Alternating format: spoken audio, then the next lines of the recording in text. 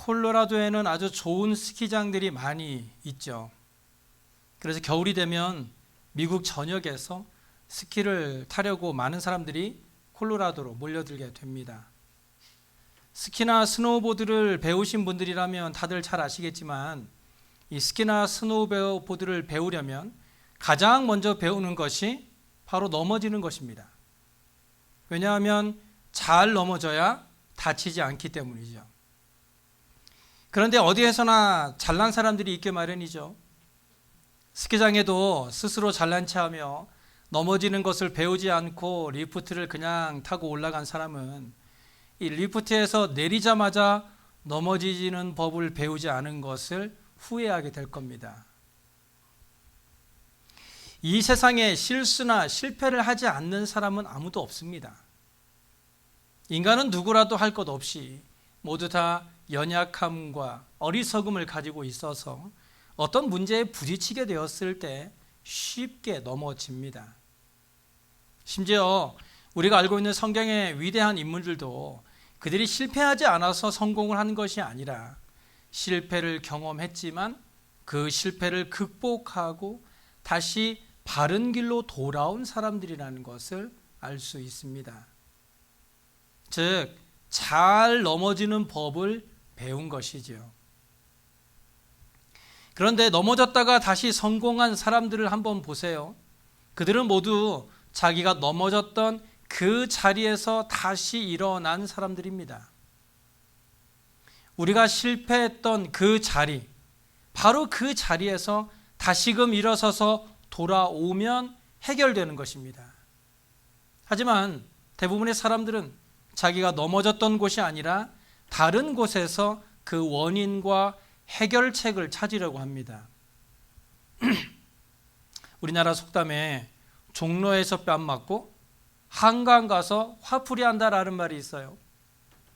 종로에서 뺨을 맞았으면 종로에서 해결을 해야지 왜 엉뚱한 한강에 가서 화를 풉니까? 이러한 것이야말로 어리석은 일입니다. 다시 말해서 자기가 넘어졌던 그 자리에서 해결을 해야 한다는 것입니다. 누구라도 살다 보면 넘어질 때가 있습니다. 그럴 때 바로 그 자리에서 내가 왜 넘어졌는지를 돌아보고 그 문제점을 살펴본 후에 앞으로는 똑같은 문제로 넘어지지 않기 위해 바른 해결책을 찾아내는 사람이 지혜로운 사람입니다.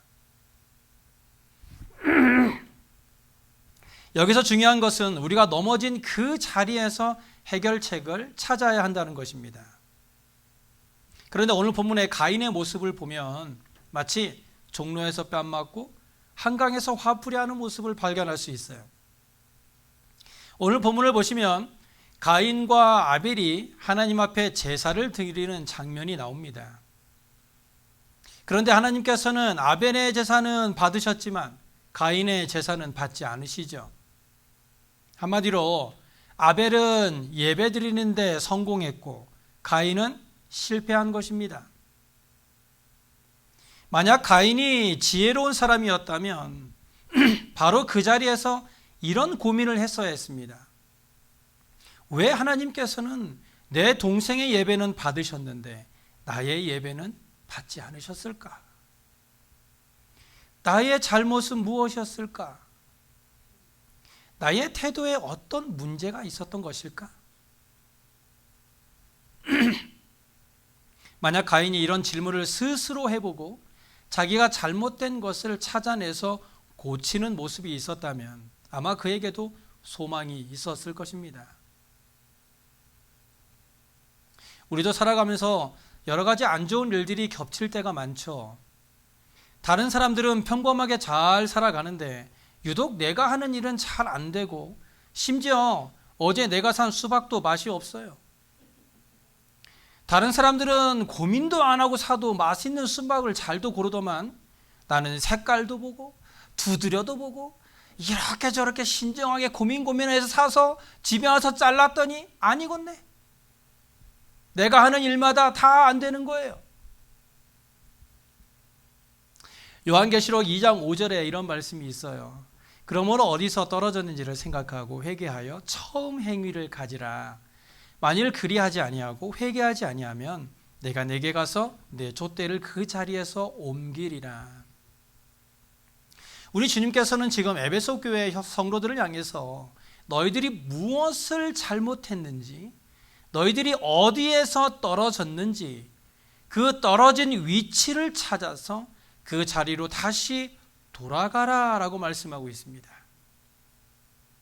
너희의 문제가 꼬이는 것은 너희가 재수가 없어서가 아니라 하나님을 사랑했던 그 첫사랑을 잊어버렸기 때문이다 라는 겁니다. 다시 그곳으로 돌아가라는 거예요. 만약 여러분이 어떤 문제를 안고 계시다면 가장 먼저 해야 할 것은 예배를 회복하는 것입니다. 왜냐하면 모든 문제 해결의 시작은 바른 예배에 있기 때문입니다. 우리가 하나님 앞에 예배를 바르게 드리지 않고 심지어 예배 드리는 방법에 대해서도 잘 모르고 있으니까 이 예배를 통해 하나님의 은혜를 경험하지 못하고 예배를 통해 변화되지 못하니까 세상의 문제들로 인해서 고민하고 넘어질 수밖에 없는 것입니다. 우리는 잃어버린 것을 회복해야 합니다. 잃어버린 예배, 잃어버린 기도의 능력을 회복하기만 하면 삶의 모든 문제들은 저절로 해결될 수밖에 없습니다. 그런데 지금 우리는 어디로 가고 있습니까? 문제는 종로에 있는데 왜 자꾸 한강으로 가려고 하느냐는 것입니다. 성경에서 위대한 인물을 꼽으라고 하면 여러 사람들이 있겠지만 그 중에서도 빠지지 않는 사람이 바로 다윗일 겁니다. 사람들은 다윗을 굉장히 좋아하죠. 골리앗과의 싸움에서 승리하고 그 많은 시편의 시를 쓰고 이스라엘을 태평성대를 누리는 나라로 만든 위대한 왕이니 안 좋아할 사람이 누가 있겠습니까? 하지만 다윗은요, 사실 허물이 많은 사람이었어요. 간음을 하고 살인까지 한 사람입니다. 하지만 그럼에도 불구하고 그가 하나님으로부터 사랑을 받을 수 있었던 이유는 그가 지은 죄에 대하여 책망을 받았을 때 내가 주께 범죄하였나이다 라고 하면서 회개한 것입니다. 자기가 떨어졌던 바로 그곳에서 회개하며 돌아온 것이에요. 예수님의 수제자였던 베드로를 보세요. 예수님을 위해서는 목숨까지도 버릴 수 있다면서 호언장담했던 사람입니다. 그랬던 그가 결국 예수님을 모른다고 3번씩이나 부인하고 저주까지 하지 않았습니까? 그는 결국 실패한 사람이었습니다. 그런데 그가 실패자가 되지 않았던 것은 그 역시 눈물의 회개와 기도로 다시 주님께 돌아왔기 때문입니다. 자기가 한 잘못이나 실수에 대해서 변명을 하고 덮으려고만 했다면 베드로도 이 가룟 유다와 같은 사람이 되었을 것입니다.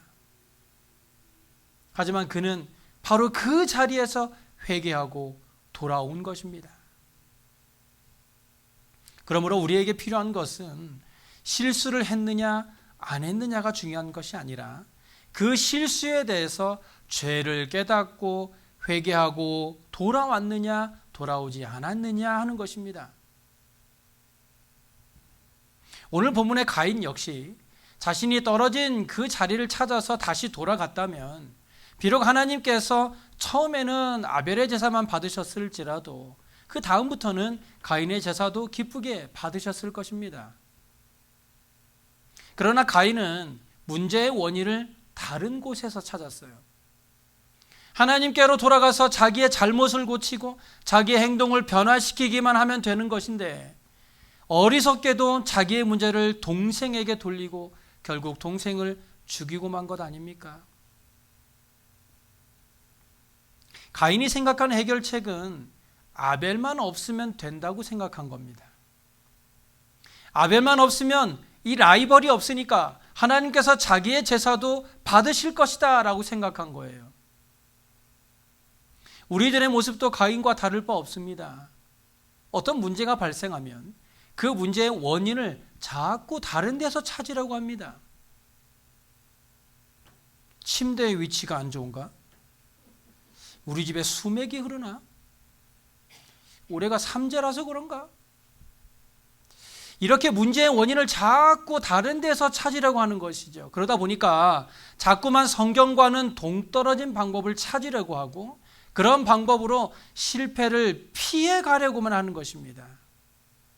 하지만 여러분, 그렇게 작은 바위 하나 넘고 나면 그 뒤에는 높은 산이 기다리고 있다는 것을 기억하셔야 됩니다.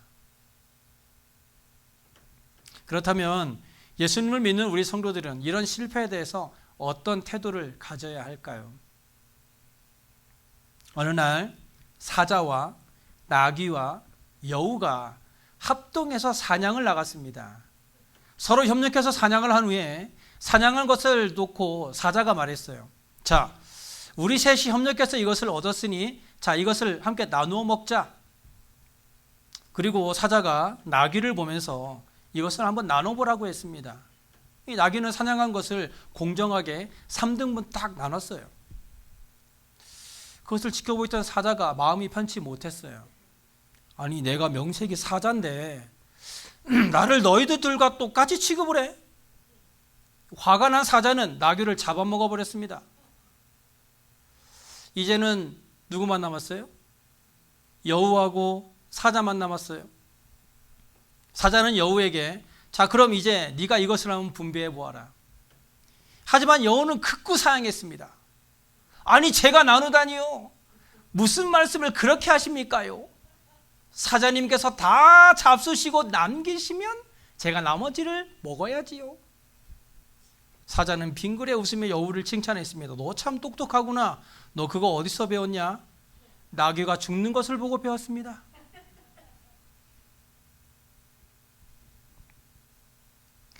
실패에 대한 그리스도인들의 태도는요, 실패를 통해 배우려는 자세를 가져야 한다는 겁니다. 실패를 자신의 부족한 것을 채우는 기회로 삼아야 한다는 것이죠. 배우고 채우는 사람은 성장할 뿐만 아니라 하나님께 칭찬받는 사람입니다. 날마다 하나님 앞에 잘못된 것을 고치고 배우려는 사람들은 시간이 흐른 후에는 처음에 자기가 배우려고 했던 대상보다 더 큰 사람이 되어 있을 것입니다. 하지만 대부분의 사람들은 배우려고 하지 않죠. 특히 자기가 잘한다고 스스로 생각하는 것에 대해서는 조금도 배우려고 하지 않습니다. 오히려 다른 사람들을 가르치려고 하고 혹시라도 어떤 사람이 내가 잘한다고 생각하는 그 일에 대해서 자기보다 어떤 다른 사람을 칭찬하기라도 한다면 말할 수 없는 서운함이 저 뱃속 끝에서부터 확 올라와. 그 사람과는 말도 하기 싫을 때가 너무나 많아요. 내가 더 잘하는데. 하나님의 축복을 받은 성경 속의 인물들을 보면 모두가 한결같이 하나님의 말씀과 뜻에 대해서 배우려는 사람들이었다는 것을 알 수 있습니다. 대표적인 사람이 바로 바울이죠. 이 사도 바울은요, 다메섹 도상에서의 회개 이후에 아나니아로부터 하나님의 말씀과 뜻에 대해서 배우게 됩니다. 바울은 옳다는 것은 그것이 무엇이든 다 배우고자 하였습니다. 그랬더니 나중에는 그에게 말씀을 가르쳤던 아나니아보다도 바울이 더 크게 쓰임받았던 것입니다. 그러므로 우리는 하나님 앞에서 늘 배우는 자세로 살아야 합니다. 기도하는 사람에게서는 기도하는 것을 배우고, 순종하는 사람에게서는 순종을 배우고, 하나님 앞에서 여러 가지로 헌신하는 사람에게서는 헌신하는 것을 배워야 합니다.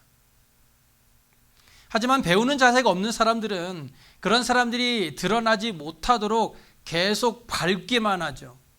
조금이라도 튀어나오려면 밟아버립니다. 자기는 그렇게 하지 않으면 그렇게 하는 사람들이 드러나는 것을 두 눈 뜨고 못 보는 거예요. 나는 그렇게 하지도 않으면서. 사울은요, 이스라엘의 대표적인 왕으로서 얼마나 많은 은사를 받은 사람입니까? 그런데 시기심 때문에 미치게 되었고 하나님께 버림받았으며 마침내는 왕위에서 쫓겨난 너무나도 불쌍한 마무리를 하고 말았습니다. 신약에서 왜 바리새인들이 예수님을 십자가에 못 박으라고 했습니까? 요한복음 11장 47절 이하에서 보니까요. 이에 대제사장들과 바리새인들이 공회를 모으고 이르되 이 사람이 많은 표적을 행하니 우리가 어떻게 하겠느냐? 만일 그를 이대로 두면 모든 사람이 그를 믿을 것이요. 그리고 로마인들이 와서 우리 땅과 민족을 빼앗아 가리라. 한마디로 시기와 질투 아닙니까? 예수님이 이 땅에 오셔서 사람들에게 기적을 행하고 진리를 가르침으로 자기들의 가르침보다 더 설득력이 있고 능력이 있어서 사람들이 예수님을 좋아하게 되니까 이 바리새인들이 예수님을 시기했던 겁니다. 누군가에게 잘하는 것이 있을 때 사람들의 반응은 두 가지예요. 하나는 시기하는 거고 다른 하나는 배우는 겁니다. 그런데 결국 배우려는 사람은 하나님 앞에 쓰임을 받고 시기하는 사람은 바리새인이나 사울과 같이 되고 말 것입니다. 본문 9절을 보세요. 여호와께서 가인에게 이르시되 내 아우 아벨이 어디 있느냐? 그가 이르되 내가 알지 못하나이다. 내가 내 아우를 지키는 자니까? 하나님께서 가인을 부르십니다. 그리고 아벨이 어디 있느냐라고 묻습니다. 하나님이 아벨이 어디 있는지 몰라서 묻고 있는 것이 아니에요. 이것은 죄인을 부르시는 하나님의 음성입니다. 창세기 3장에서 아담을 부르셨듯이 지금 주님께서 원하시는 것은 가인이 하나님의 음성을 듣고 회개하는 것이었습니다. 하지만 가인의 대답은 무엇이었습니까? 내가 알지 못하나이다. 내가 내 아우를 지키는 자입니까? 이것은 하나님께 신경질을 내면서 빈정대는 거예요. 교만하고 뻔뻔한 대답이죠. 비록 가인이 살인을 저질렀다 하더라도 그가 하나님의 용서와 은혜를 구했다면 하나님께서는 그를 용서해 주실 것이라고 저는 확신합니다. 그런데 가인은요, 그렇게 하지 않았어요. 오히려 하나님께 화를 내면서 뻔뻔스럽게 대답했죠. 결국 가인은 안식이 없는 삶을 살았습니다. 아우의 핏소리가 땅속에서 들리는 삶을 살았습니다. 가인의 삶은 저주받은 삶이 되었고 땅에서 도망다니며 유리하는 자의 삶이 되고 말았습니다. 우리의 삶의 문제의 해결이나 어떤 안식을 얻기 위해서는 죄의 문제 해결이 가장 먼저입니다. 하나님과의 관계가 회복되지 않으면 우리의 삶에 어떤 안식도 기대할 수 없습니다. 외적인 것이 아무리 부유하다 하더라도 그런 것들이 우리의 삶에 평안을 주지 못한다는 것은 우리가 너무 잘 알고 있는 사실 아닙니까? 우리 주변에는요, 돈이 없어서 평안이 없는 사람보다 돈은 많은데 평안을 누리지 못하는 사람들이 더 많아요. 결국 돈이나 물질이 우리에게 평안을 가져다 주지 못한다는 것입니다. 그런데도 사람들은 돈만 있으면 모든 문제가 해결될 것처럼 생각합니다. 돈만 있으면 평안한 삶을 누릴 수 있다고 착각하는 것이죠. 예수님은요, 수고하고 무거운 짐진 자들아 다 내게로 오라 내가 너희를 쉬게 하리라 라고 말씀하시고 나는 마음이 온유하고 겸손하니 나의 멍에를 메고 내게 배우라 그리하면 너희 마음이 쉼을 얻는다고 말씀하셨어요. 예수님께로 가야 쉴 수 있습니다. 예수님 말이 우리에게 진짜 쉼을 줄 수 있습니다. 뿐만 아니라 우리의 마음에 쉼을 얻으려면 예수님의 멍에를 함께 매야 한다는 것입니다. 우리가 바라는 참된 안식이 바로 예수님 안에 있다는 사실을 우리는 기억해야 합니다. 그런데 자신의 죄가 드러난 가인의 모습을 한번 보세요. 13절에 가인이 여호와께 아뢰되 내 죄벌이 지기가 너무 무거우니이다. 그러면서 14절에 이렇게 말을 해요. 주께서 오늘 이 지면에서 나를 쫓아내으시온즉 내가 주의 낯을 배웁지 못하리니 내가 땅에서 피하며 유리하는 자가 될지라 모른 나를 만나는 자마다 나를 죽이겠나이다. 가인은 하나님께 회개하지 않았어요. 그러면서 그가 하나님께 구한 것은 내가 유리하는 자가 되었으니, 즉 도망 다니는 도망자가 되었으니 나를 만나는 사람들이 나를 죽이려고 하니 두렵다는 것입니다. 그래서 하나님께서 가인에게 표를 주셔서 그를 만나는 모든 사람에게 죽음을 면하게 하신 것 아닙니까? 오늘날 가인과 같은 사람들이 너무 많습니다. 병이 들어 교회 나와 주님 내 병을 고쳐주세요 라고 기도합니다. 또는 좋은 직장 가지게 해주세요 라고 기도합니다. 어떤 분은 로또에 당첨되게 해주세요 라고 기도하는 분도 계시더군요. 그런데 만약 우리가 이렇게 간절히 기도를 했는데 하나님께서 내 기도를 들어주지 않는다고 하나님을 원망한다면 가인과 다를 바 없습니다. 우리가 하나님께 구해야 하는 것들은 이런 것들이 아닙니다.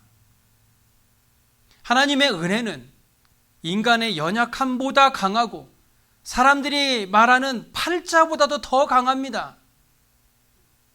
그래서 우리는 하나님의 은혜를 구해야 합니다.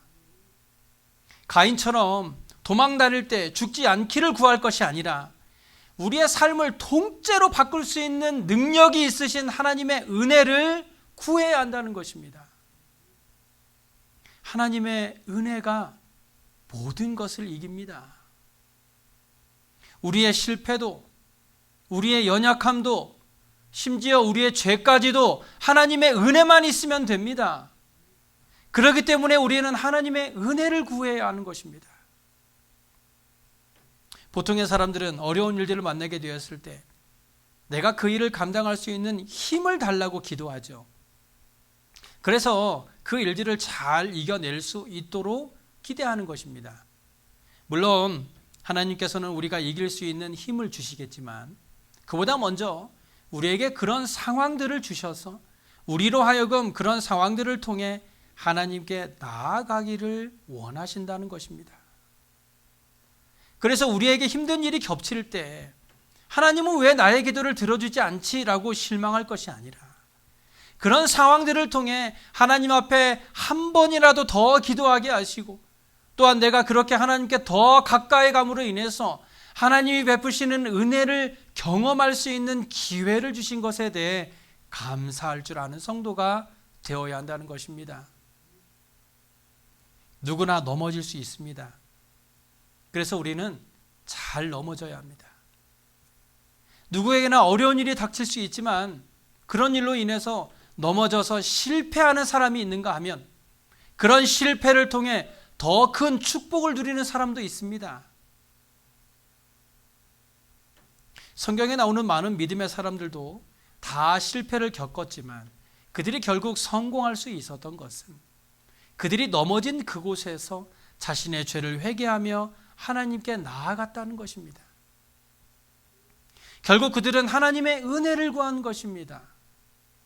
사람의 힘으로는 어찌할 수 없는 상황들을 하나님의 은혜로 극복했다는 것입니다. 축복을 구하지 말고 은혜를 구할 수 있기 바랍니다. 모두가 바라는 물질의 축복이 우리에게 진짜 축복이 아닙니다. 우리가 잘 알고 있는 사도 바울의 편지들의 이 마지막 부분을 보면요, 거의 대부분 편지에 이렇게 써 있어요. 나 바울은 친필로 문안하노니 이는 편지마다 표시로 이렇게 쓰노라. 우리 주 예수 그리스도의 은혜가 너희 무리에게 있을지어다. 바울은요, 모든 성도들에게 그리스도의 은혜를 구하고 있습니다. 바울은 모든 하나님의 말씀을 통틀어서 가장 귀한 축복이 바로 마음의 평안과 하나님의 은혜라는 것을 깨달았던 거예요. 그래서 편지의 맨 마지막에 하나님의 은혜, 예수 그리스도의 은혜가 충만하길 바란다라는 말을 꼭 써 붙였던 것입니다. 가장 중요한 것은 하나님의 평강입니다. 그리스도의 은혜, 하나님의 은혜. 예수님의 은혜는 예수님이 주시는 평안, 기쁨, 위로, 소망, 믿음, 사랑, 보호, 인도 등등 예수님 안에 있는 모든 좋은 것들을 말하는 거예요. 우리가 가장 먼저 이것을 누려야 합니다. 물질을 누릴 게 아니에요. 설령 세상의 것들을 조금은 누리지 못한다 하더라도 이것만은 누릴 수 있어야 됩니다. 세상의 것을 아무리 많이 받아도 하나님의 은혜를 받지 못하면 가장 불쌍한 인생입니다. 하지만 세상 것을 아무리 적게 받았어도 은혜를 충분히 받은 사람은 가장 행복한 사람인 줄 믿으시기 바랍니다. 이런 하나님의 은혜가 있어야 어려운 문제에 넘어지더라도 잘 넘어질 수 있는 겁니다. 그렇기 때문에 우리는 축복을 구하지 말고 하나님의 은혜를 구해야 하는 것입니다. 우리가 하나님 앞에 하나님의 은혜를 구할 때 우리의 모든 문제를 해결하시고 우리가 혹시라도 넘어졌을 때 잘 일어날수록 붙들어 주시는 하나님의 은혜로 늘 감사와 기쁨이 가득 넘치는 저와 여러분의 삶이 되시길 간절히 소원합니다. 기도하겠습니다.